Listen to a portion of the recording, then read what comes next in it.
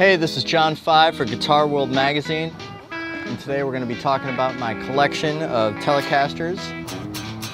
I also have a new record called Requiem coming out June 3rd. Thanks a lot.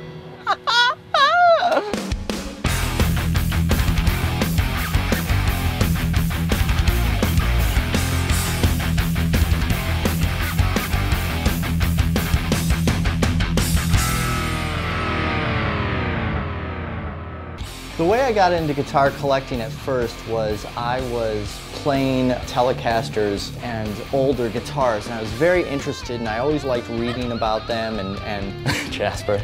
But yeah, and I had this huge poster collection of Kiss, and I sold that for like $75,000 or something like that, and I wanted to buy old Telecasters. This one is a 1953. Now this guitar, it's so blonde, this guitar looks like it hasn't even been out of the case that long because of the fact it has not yellowed that much. Well, the first one I purchased was this one here. It's a 1966 Fender Esquire, and I bought it for like, $5,000. It's probably worth like $13,000 or $14,000 now. This is probably my oldest guitar, and this is my holy grail. Everyone has their holy grail of guitars, but just the case alone is worth an absolute fortune. This is a Fender Broadcaster. The first solid body electric guitar came out in 1949. It was called a Snakehead. And it was white, had a black pickguard, and it was, the shape of a Telecaster.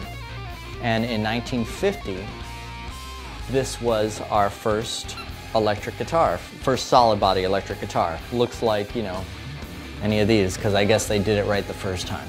They made about 150 of these guitars. The reason why is because up here it says Broadcaster.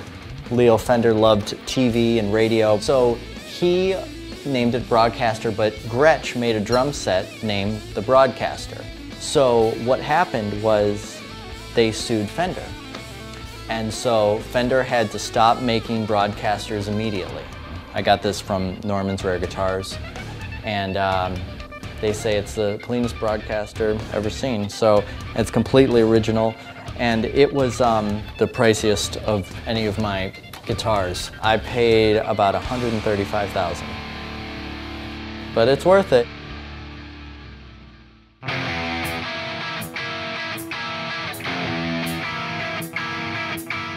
These guitars are really going up in value a lot.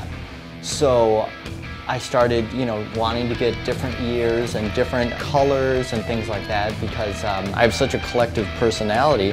And so I started acquiring more and more Telecasters, and I just could not stop. This is a 71. This is a 73. This one is a 76. 1967 custom Telecaster. That one there is actually owned by Mick Mars at one time. 1968 thin line.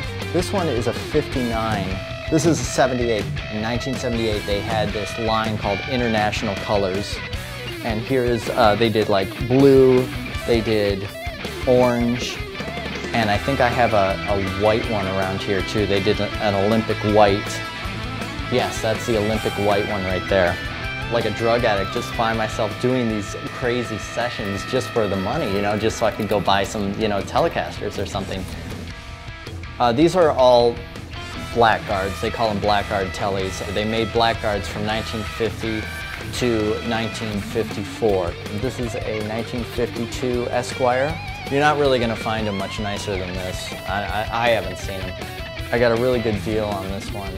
I paid, I think, around $30,000 for it, but it's probably worth, $60, $65.